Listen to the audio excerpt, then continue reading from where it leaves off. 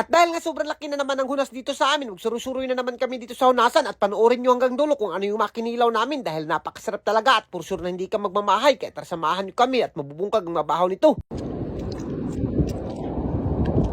For this video, pag nag-andam na ganit tayo ng mga bag, ay siyempre padagat na naman tayo dahil napakalaki ng hunas dito sa amin. At siyempre nagkalo na rin ako para hindi na ako mapapagtong dito, napakaitim ko na kasi. At si Ivy nga talaga yung naghagad-hagad sa akin dahil nag-crib siya ng mga kinason at mga kinilaw. Sabi ko sa kanya, ay palagi na lang tayo bumabalik ng dagat para araw-araw na. Pero sabi niya, naku, gusto niya raw kumilaw ngayon. Kaya naman sabi ko sa kanya, sige, ubanan kita dahil talagang napakaganda naman ng panahon. Nilangan ko na nga si Ivy na sabi ko sa kanya, gusto niya pala ng kinilaw. Ako na lang sana yung kinilaw mo, mas presko-presko pa kaysa sa mga danggit. At ayun nga guys, kung nakita niyo yung floating cottage namin, talagang napakaganda at napakaliwalas, pero hindi muna kami tatambay dyan dahil dito na naman kami sa tunga ng hunasan at unexpected talaga guys, nakitaan ko si Kuya Janjan dito na mayroon talagang napakasarap na kugita at sobrang presko pa. Kaya naman hindi natin ito papasailuin at nanginhas-ginhas na rin ako para may pang-ulam tayo mamayang gabi. At sa puntong ito, siyempre pumunta na kaagad ako dito kay Uncle Nestor dahil talagang napakarami nakuha ni Uncle Nestor at namukot siya. At ito napakapresko ng mga danggit at hindi talaga natin ito papasailuin dahil napakasarap talaga. Nagpalit lang kami ng balor 50 dyan dahil dalawa lang naman kami ni Ivy. Siguro hindi na namin ito mauubos. Kaya kayo kung gusto nyo pumunta dito na napakadaghang naggit talaga at hindi kayo magmamahay. At kung umabot ka video na to guys, naku, wag ka na magpadugay-dugay pa. At kung ganito rin ba yung hunasan nyo kalaki o kung tinutudlo ko sa inyo, talagang hindi mo malilibot ng isang araw tong hunasan namin.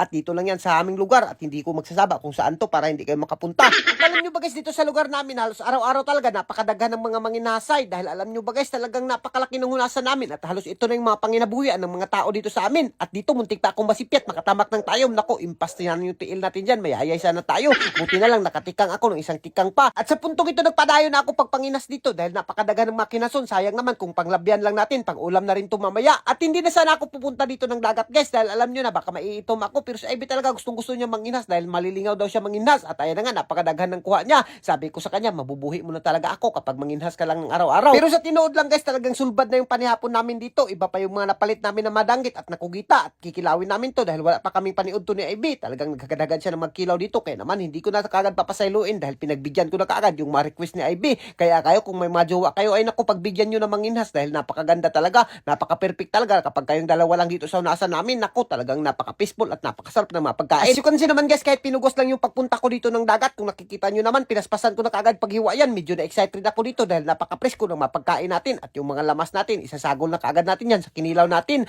At ayan na nga guys, pinapangarap talaga to ng lahat, itong kinilaw natin. At siya nga pala guys, bago ko makalimutan, gusto ko muna i-shoutout si Sir James Alparo na taga Davao City at kay Ma'am Jeneline Reyes na taga San Miguel. Mabuhay kayo ma'am hanggat gusto mo, mag-aamping kayo dyan at mabubungkag yung mga bahaw nyo dyan. At thank you sa mga panonood nyo. At dito guys, balik na tayo sa pagbungkag ng bahaw dahil kumukutoy na talaga yung tiyan ko kapaabot sa ating kinilaw. Pero ngayon talagang napakasarap at hindi na ako nagmamahay na sumama ako kay Ivy. Nung una nagmamahay pa ako dahil talagang ayaw kong sumama dahil napakainit talaga sa dagat. Pero ngayon talagang hindi ko na papasailuin to, bubungkagin ko na yung bahaw at for sure na maglalaway na naman yung mga marites na manonood dito sa atin. At dito kahit inabutan na kami ng taob dahil talagang malapit na talaga tong tumaob. At ayan na nga guys, talagang hindi pa rin kami nagpatinag dyan at talagang hindi namin pinasalo yung kinilaw. Kung nakikita nyo, napakasarap naman talaga.